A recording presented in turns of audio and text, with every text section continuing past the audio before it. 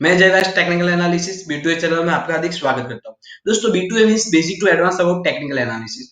दोस्तों ये चैनल बनाने का मेरा पर्पस सिर्फ इतना ही है कि आप खुद बेसिक से लेके एडवांस तक का टेक्निकल एनालिसिस सीखिए और फिर आप जिसमें भी काम करते हो, आप लाइक इंट्राडे मार्केट में काम करते हो, आप F&O में काम करते हो या फिर आप पोजिशनल ट्रेड लेते हो, उसमें आपकी एक्यूरेंसी 70 से लेके 80% तक की लाएगी। दोस्तों आज ये मेरी पहली वीडियो है तो मैं पहले मेरा इंट्रोडक्शन दे देता हूँ। दोस्तों मैं पिछले 2 साल से ट्रेडर हूँ। मैं 4-5 साल पहले मैं मार्केट को वॉच करता था, फिर मैंने टेक्निकल एनालिसिस सीखा हुआ है, फिर उसमें से भी मैंने अपना एक एडवांस कंटेंट बनाया है जो मैं इस चैनल के थ्रू आपके साथ शेयर करूंगा। दोस्तों मैं आपको एक चीज बता देना चाहता हूँ कि आप ये एडवांस टेक्निकल एनालिसिस सीख के आपकी एक्यूरेंसी 70 से लेके 80% तक की आ जाएगी, उसकी मैं आपको गारंटी देता हूँ। दोस्तों लेकिन आपको भी साथ साथ मेहनत करनी पड़ेगी, आपको भी दिन के 20 से 25 साल मिनिमम आपको देखने पड़ेंगे और जो भी मैं आपको सिखाऊंगा उसकी आपको भी बे टेस्टिंग करनी पड़ेगी और फिर आपको मॉक ट्रेडिंग भी करनी पड़ेगी। चलिए दोस्तों, तो आज की वीडियो शुरू करते हैं। दोस्तों पहले तो मैं आपको ये पूछना चाहता हूँ कि what is a technical analysis. Technical सब लोग बोलते हैं कि टेक्निकल एनालिसिस में सपोर्ट्स होते हैं, रेजिस्टेंस होते हैं, इंडिकेटर्स होते हैं, प्राइस एक्शन होते हैं, कैंडलस्टिक पैटर्न होते हैं, वो सब तो दोस्तों होते ही है, लेकिन technical analysis mean psychology of operator. अब आप लोग पूछेंगे कि ऑपरेटर्स मीन्स कौन। दोस्तों ऑपरेटर्स मीन्स यानी कि वो लोग जिसके पास मार्केट में बहुत ज्यादा फंड है, जिसके पास मार्केट में अलग ही अपना कोई वॉल्यूम है, उन लोगों को दोस्तों हम ऑपरेटर बोलते हैं। और टेक्निकल एनालिसिस का मतलब वही है कि हमारा ट्रेड ऑपरेटर के साथ होना चाहिए। ओके दोस्तों, तो आज की वीडियो में हम सीखेंगे आरएसआई इंडिकेटर के बारे में। दोस्तों मैं पहले इंडिकेटर के बारे में बात करने चाहता हूँ। कोई भी इंडिकेटर हमको ये नहीं बताता कि आप यहाँ पे आप बाय क्लिक करिए और यहाँ पे आप सेल करिए और यहाँ तक का आपका स्टॉप लॉस रहेगा और यहाँ तक का आपका टारगेट रहेगा। दोस्तों इंडिकेटर्स मीन इंडिकेट करना, मीन्स यानी कि इशारा करना कि यहाँ से ट्रेंड कंटिन्यूस रहेगा या फिर यहाँ से ट्रेंड रिवर्सल होगा। ये हमको वो नहीं बताता कि आप टारगेट इतना रख सकते हैं और आपको स्टॉप लॉस इतने रखने चाहिए। तो आप कभी भी दोस्तों इंडिकेटर के बेस पे आप कभी भी ट्रेड मत लीजिए। चलिए दोस्तों, तो आज हम पहले आरएसआई के बेसिक के बारे में सीखेंगे और फिर जो मैंने अपना एडवांस कंटेंट बनाया है उसके बारे में भी हम सीखेंगे। Thank you.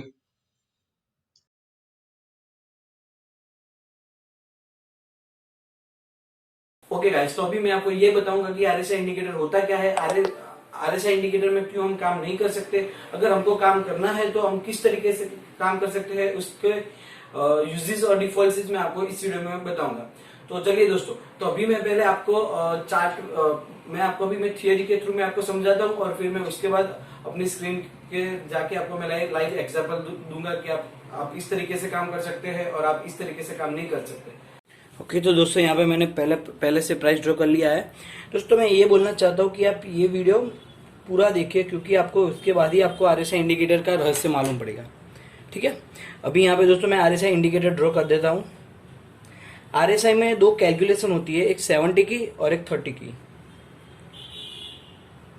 उसमें दोस्तों एक 14 डेज की मूविंग एवरेज होती है जो 70 और 30 को क्रॉस ओवर करती है। यहाँ पे 70 के अप वाले एरिया को बोलते हैं दोस्तों ओवर बॉट जोन, यानी कि यहाँ पे खरीदारी ज़्यादा हो चुकी है, और इसको बोलते हैं ओवर सोल्ड जोन, यानी पे यहाँ पे बिकवाली ज़्यादा हो चुकी है।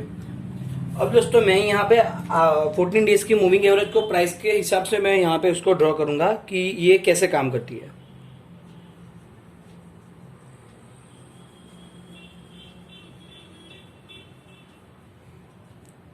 दोस्तों पहले ये मूविंग एवरेज थी 30 के नीचे, यानी ये पहले प्राइस चल रहा था ओवर सोल्ड जोन, यानी कि यहाँ पे बिकवाली ज़्यादा हो चुकी थी इस एरिया में। ठीक है, फिर यहाँ पे 14 डेज की मूविंग एवरेज ने 30 को क्रॉस ओवर करा, और आरएसआई का बेसिक बोलता है कि यहाँ पे 30 पे जब वो 14 डेज की मूविंग एवरेज क्रॉस ओवर करे तो उसके पिक पे हमें बाय करना चाहिए, यानी कि इस प्राइस पे हमें बाय करना चाहिए। ठीक है, तो यहां मैं लिख लेता हूं बाय प्राइस, और वैसे ही सेम टू सेम सिचुएशन है 70 के नीचे वाले की, यानी कि जब ये 14 डेज की मूविंग एवरेज 70 को क्रॉस ओवर करके नीचे जाती है तो यहाँ पे सेलिंग बनती है। अभी दोस्तों आप पूछ रहे हो कि यहाँ पे सेलिंग और यहाँ पे बाइंग क्यों, क्योंकि दोस्तों ये स्टॉक पहले 30 के नीचे चल रहा था, यानी कि ये स्टॉक पहले ओवरसोल्ड जोन में चल रहा था। यहाँ पे उसकी बिकॉलिस ज़्यादा हो चुकी थी। अभी ये स्टॉक धीरे धीरे करके ट्रेंड रिवर्सल हो रहा है और वो अभी बाय साइड में जा रहा है।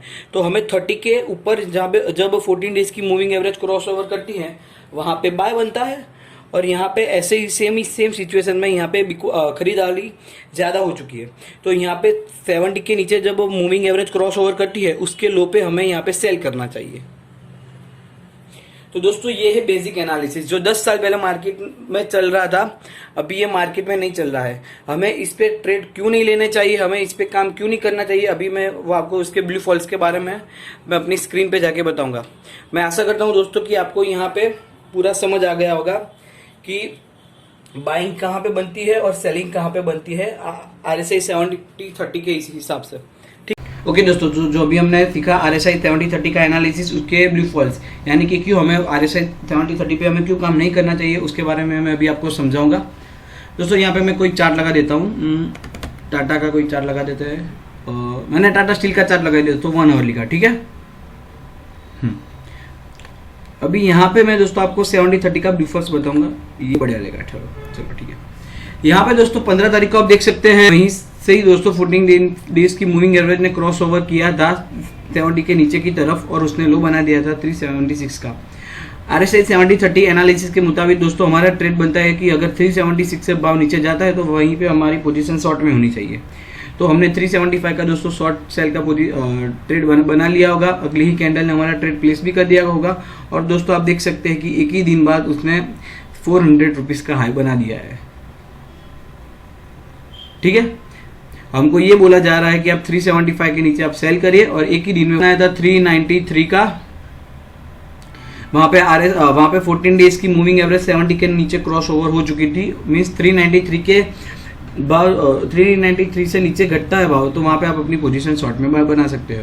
तो अगले ही दिन हमारा ऑर्डर प्लेस हो गया होगा दोस्तों 20 तारीख को, और फिर 20 तारीख को वहाँ पे ही प्राइस कंसोलिडेट रहा, और एक ही दिन और उसके अगले ही दिन उसने हाई बना दिया था दोस्तों 408 रुपीज़ का, यानी कि हमने 392 पे हमने शॉर्ट किया और यहाँ पे हमने 408 रुपीज़ का हाई बना दिया।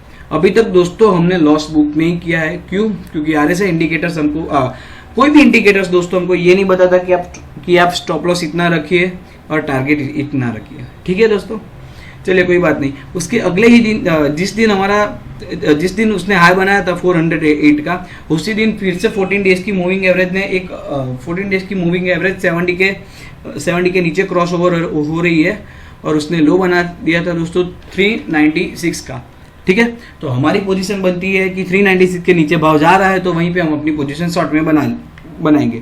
तो हमने फिर से 395 में हमने ऑर्डर प्लेस किया होगा, उसकी अगली ही कैंडल ने फिर से हमारा ऑर्डर ट्रिगर कर लिया होगा, यहाँ पे आप देख सकते हो 2:15 बजे वाली। और दोस्तों देखिए कि वहीं से ही रिवर्सल होके एक ही नहीं 2 ही दिन में उसने हाई बना दिया 424 का। आप देखिए दोस्तों कि पिछले पिछले 7 दिन में आपने 3 बार RSI के बेसिस पे ट्रेड लिए, और 3 बार आपने बड़े बड़े लॉसेस हैंडल किए होंगे, और आपने स्टॉप लॉस ही बुक नहीं किया, सॉरी आपने लॉस ही बुक नहीं किया। F&O में काम कर रहे होते तो आपको कितना बड़ा लॉस हो जाता, आप खुद ही मार्केट से किक आउट हो जाते हैं, ठीक है दोस्तों। आप जहाँ से भी टेक्निकल एनालिसिस सीख रहे हो, आप जहाँ वर्कशॉप से भी सीख रहे हो, वो लोग आपको वही दिखाएंगे जो आप देखना चाहोगे। अभी दोस्तों ये अभी हमने ओवरबॉट जोन, यानी कि यहाँ पे खरीदारी ज़्यादा हो चुकी थी, और यहाँ पे हमारी शॉर्ट पोजीशन कैसे बनती है RSI के बेसिस पे, हमने ये भी हमने ये सिखाया। अभी मैं आपको ओवरसोल्ड जोन, यानी कि बिकवाली ज़्यादा हो चुकी है और खरीदारी कैसे करते हैं वो मैं आपको सिखाता हूँ RSI के बेसिस पे, ठीक है। यहाँ पे दोस्तों मैं आपको ऑपरेटर की साइकोलॉजी के थ्रू समझाऊंगा।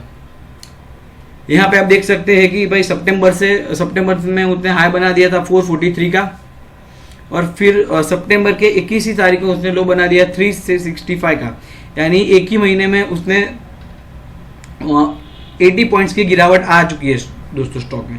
तो दोस्तों रिटेलर ट्रेडर क्या सोचेंगे कि यार इतना ज़्यादा गिर गया है तो यहाँ पे से थोड़ा पंप होगा स्टॉक, पंप यानी कि अभी यहाँ से थोड़ा बढ़ेगा स्टॉक। तो क्या करूँगा मैं, RSI को देखूंगा, क्योंकि RSI ट्रेंड रिवर्सल पैटर्न है, और वहाँ और जैसे ही 14 डेज की मूविंग एवरेज 30 के ऊपर क्रॉस होती है और जैसे ही उसका हाई बनाता है वहाँ पे मैं अपना ऑर्डर प्लेस कर दूंगा। दोस्तों ये जो एनालिसिस है ये 10 साल पहले की एनालिसिस है, जहाँ पे मार्केट और कुछ और था, अभी मार्केट कुछ और है। यहाँ पे अभी मार्केट में बहुत चॉपीनेस है, ऑपरेटर की साइकोलॉजी को कैच करना उतना आसान नहीं रहा है दोस्तों। तो आप जितने भी आरएसआई के बेसिस पे आप ट्रेड लोगे उसमें आपको लॉस ही होगा इस बेसिस पे, 70-30 के बेसिस पे, ठीक है। तो यहाँ पे मैं आपको साइकोलॉजी समझाता हूँ। यहाँ पे 14 डेज की मूविंग एवरेज ने क्रॉस ओवर कर लिया 30 को, उसने हाई बना लिया 375 को। हमारा ऑर्डर प्लेस होता है अगले ही दिन 376 के आसपास, ठीक है। उसके अगले ही 2 दिन में उसने दोस्तों लो बना दिया 342। मीन्स हमको बोला जा रहा है कि आप 376 पे खरीदो, और उसके 2 ही दिन में उसने 30 पॉइंट की गिरावट दे दी। अभी तक दोस्तों हमने लॉस बुक नहीं किया, क्यों? क्योंकि हमको इंडिकेटर्स नहीं बता था कि भाई स्टॉप लॉस कितना रखना चाहिए और टारगेट कितना रखना चाहिए। तो दोस्तों मैं आपको आशा करता हूँ कि आप ये समझ गए। मैं आपको बता देता हूँ कि कोई भी इंडिकेटर्स हमको ये नहीं बता रहा कि हमको स्टॉप लॉस कहाँ रखना है और टारगेट कहाँ रखना है। तो दोस्तों हम RSI 70-30 जो एनालिसिस है, बेसिक एनालिसिस, उस पर हम कभी भी ट्रेड नहीं कर सकते। अभी हम डाइवर्जेंस के बारे में सीखेंगे, और डाइवर्जेंस के भी ब्लू फॉल्स है दोस्तों, लेकिन हम डाइवर्जेंस में हम कैसे अपना ट्रेड बना सकते हैं वो भी मैं आपको अभी मैं सिखाऊंगा। तो पहले हम डाइवर्जेंस के बेसिक के बारे में समझ।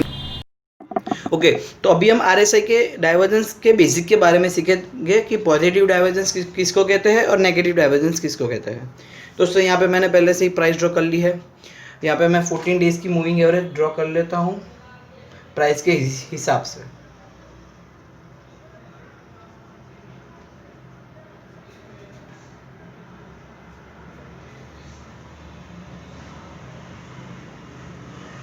ठीक है, अभी आप देख सकते हैं दोस्तों कि यहाँ पे सपोज मान लीजिए कि यहाँ पे प्राइस का पिक था 80 रुपीज़ का, और यहाँ पे RSI की 14 डेज की मूविंग एवरेज का कैलकुलेशन का हाई था 90 का। यहाँ पे दोस्तों यहाँ पे 80 होता है, 90 होता है और 100 तक का होता है। उसकी कैलकुलेशन दोस्तों 100 तक की होती है, ठीक है। तो यहाँ पे उसने पिक बनाया था 90 का, और उसने प्राइस का पिक बनाया था 80 का।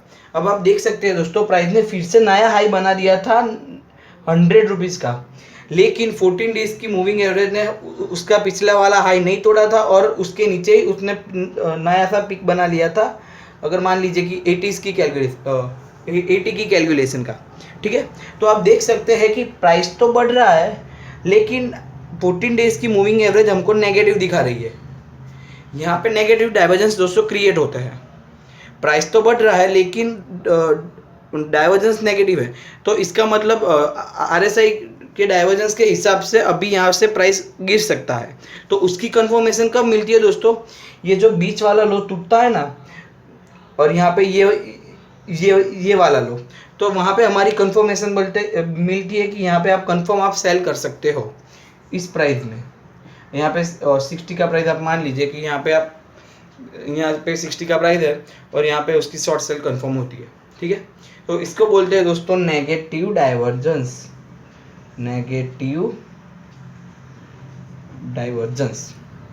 ठीक है। वैसे ही दोस्तों हम पॉजिटिव डाइवर्जेंस के बारे में बात करेंगे। अब दोस्तों ये स्टॉक गिरता 30 रुपीज़ तक आ गया। यहाँ पे 20 की कैलकुलेशन पे उसने नया लो बना दिया, और फिर भी स्टॉक गिर के ये 20 रुपीज़ पे आ गया। लेकिन 14 डेज की मूविंग एवरेज ने नया लो नहीं बनाया, बल्कि उसने थोड़ा सा हाइक पर उसका नया लो बनाया। यानी कि मान लो उसने 25 पे उसका नया लो बना दिया, उसने पिछले वाले लो को ब्रेक नहीं किया है। तो यहाँ पे दोस्तों यहाँ पे ट्रेंड लाइन क्रिएट होती है, उसको बोलते हैं पॉजिटिव डाइवर्जेंस। क्यों? भाव तो गिर रहा है, लेकिन 14 डेज की मूविंग एवरेज अप साइड में क्रॉस ओवर कर रही है, इसको बोलते हैं पॉजिटिव डाइवर्जेंस। भाव तो गिर रहा है, लेकिन 14 डेज की मूविंग एवरेज ने उसका पिछला लो नहीं ब्रेक किया है, तो उसको बोलते हैं दोस्तों पॉजिटिव डाइवर्जेंस, ठीक है। तो डाइवर्जेंस हमको ट्रेंड रिवर्सल कैसे होता है उसके बारे में हमको मालूम कराता है, और कहाँ पे हमको कंफर्म सेलिंग और कंफर्म बाइंग होती है वो भी दोस्तों मैंने बता दिया कि यहाँ पे बीच वाला लो ब्रेक होता है तो वहाँ पे कंफर्म सेलिंग होती है, और यहाँ पे बीच वाला यहाँ पे बीच वाला ये जो ब्रेक होता है ना, हाई, छोटा सा हाई जब ब्रेक होता है ना, तो यहाँ पे बाइंग बनती है दोस्तों। यहाँ पे 40 रुपीज़ पे आपको बाइंग बनेगी यहाँ पे, ठीक है। तो ये है दोस्तों RSI इंडिकेटर्स के डाइवर्जेंस के बारे में। ये दोस्तों सिर्फ बेसिक है, उसके बाद इसके बेस पे आप ट्रेड नहीं ले सकते, मैंने आपको पहले ही भी बताया था, क्योंकि इंडिकेटर सिर्फ हमको इंडिकेट करता है, वो हमको ये नहीं बताता कि आप स्टॉप लॉस ये रख सकते हो कि आप टारगेट ये रख सकते हो। तो अभी हम पहले उसके लूफॉल्स के बारे में जानेंगे और फिर हम कैसे उसमें ट्रेड कर सकते हैं उसके बारे में भी दोस्तों मैं आपको स्क्रीन पे ही समझा दूंगा। ठीक है, थैंक यू। ओके, तो अभी मैं आपको ये बताऊंगा कि RSI डाइवर्जेंस के बेसिस पर हम किस तरीके से काम कर सकते हैं और हमें क्यों काम नहीं करना चाहिए, जो मैंने अभी आपको सिखाया था जो ड्रॉ करके, वो बेसिक एनालिसिस के ल्यू फॉल्स के बारे में भी मैं आपको अभी बताऊंगा। दोस्तों, डाइवर्जेंस के बेसिस पे हमको काम करना है तो पहले प्राइस एक्शन और हर एक कैंडलस्टिक पैटर्न के बारे में नॉलेज होना जरूरी है दोस्तों। जो मैं अपने आगे आने वाले वीडियोस में मैं आपको हर एक कैंडलस्टिक पैटर्न और प्राइस एक्शन के बारे में मैं आपको डिटेल्स में समझाऊंगा। ठीक है, अभी दोस्तों मैं RSI डाइवर्जेंस के बेसिस पे मैं कैसे काम करता हूँ मैं आपको अभी ये बताता हूँ। यहाँ पे एक्सिस बैंक का मैंने चार्ट डाल दिया।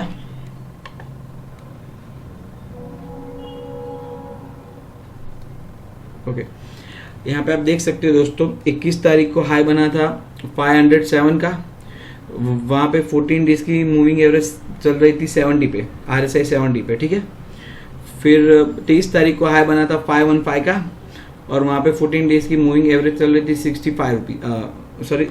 65 पे। फिर 30 तारीख को हाई बना था 517 का, तब RSI थी 58 पे, 62 पे। तो आप देख सकते हो दोस्तों प्राइस तो बढ़ रहा है लेकिन 40 डेज की मूविंग एवरेज यहाँ पे नेगेटिव सिग्नल दे रही है। ट्रेंड लाइन भी दोस्तों ड्रॉ कर ली है, इससे आपको आसानी से समझने में कोई आपको दिक्कत नहीं होगी। ठीक है, प्राइस तो बढ़ रहा है लेकिन ये डाइवर्जेंस नेगेटिव है, इसका मतलब ये अभी नेगेटिव डाइवर्जेंस दे रहा है। दोस्तों, मेरी पोजीशन मैंने जो बनाई थी एक्सिस बैंक में, मैंने कॉल शॉर्ट किए थे उसके, मैंने 500 के कॉल दोस्तों 502 पे शॉर्ट की पोजीशन बनाई थी। वो मैंने क्यों बनाई थी वो मैं अभी आपको बताऊंगा। दोस्तों, यहाँ पे ट्रिपल टॉप प्राइस एक्शन है, यहाँ पे 1 हाई, 2nd हाई और 3rd हाई। ठीक है, डाइवर्जेंस नेगेटिव है, यहाँ पे इवनिंग स्टार या फिर शूटिंग स्टार कैंडलस्टिक पैटर्न ही इसको हम बोल सकते हैं।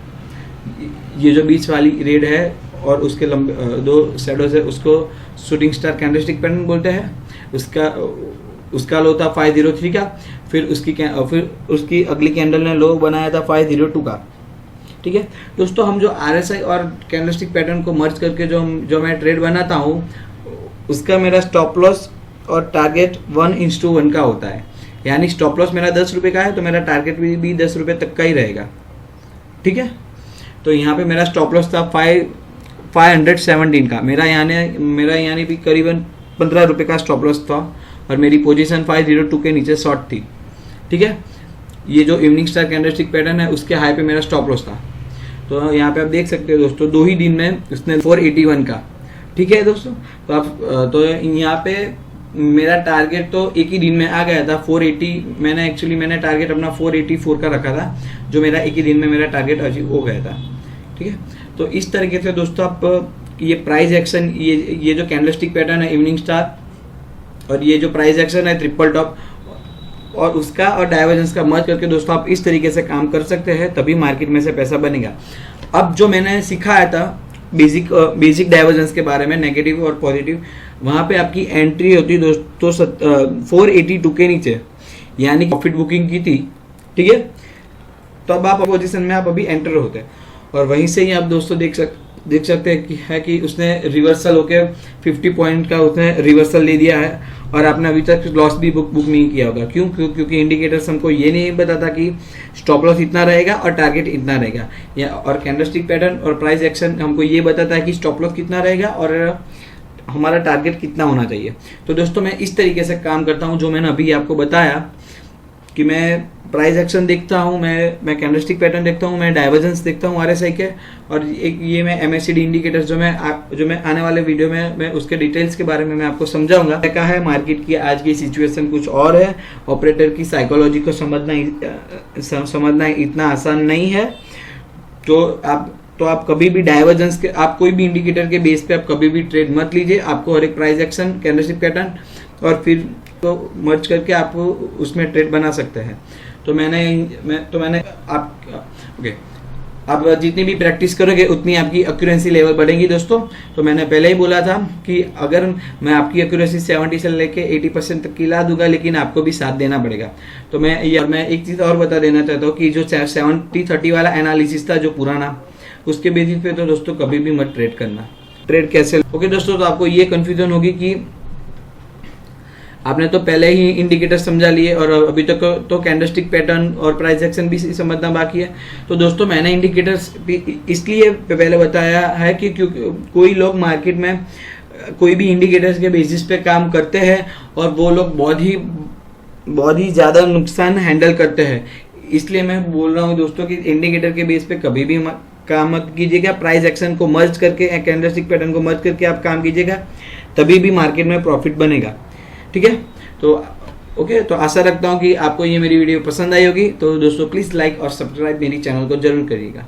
Thank you so much.